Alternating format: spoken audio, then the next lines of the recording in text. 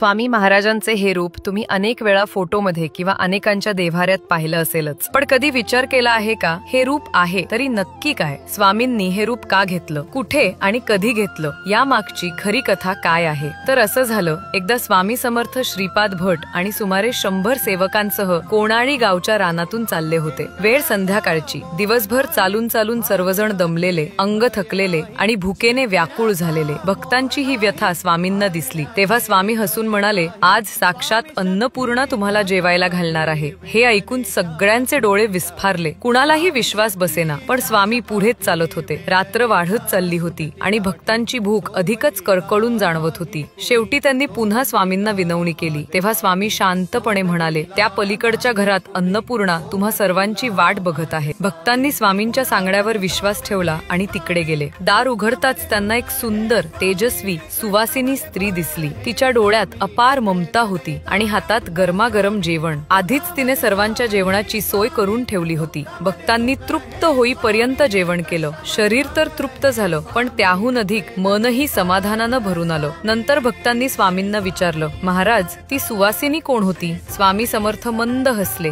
आणि म्हणाले, ती दुसरी कोणी नसून माता अन्नपूर्णाच होती. तुम्हाला जेवायला घालण्यासाठी ती माझ्याच रूपातून प्रकट झाली होती. म्हणूनच स्वामी समर्थांना अनेक भक्त स्वामी आई म्हणूनही हाक मारतात. भक्त जेव्हा आई म्हणून हाक देतात तेव्हा स्वामी खऱ्या आई वडिलांसारखे धावून जातात. म्हणूनच त्यांना सर्वव्यापी, सर्व गुणसंपन्न आणि अन्नपूर्णेच्या मूर्तिमंत रूपात मानलं जातं.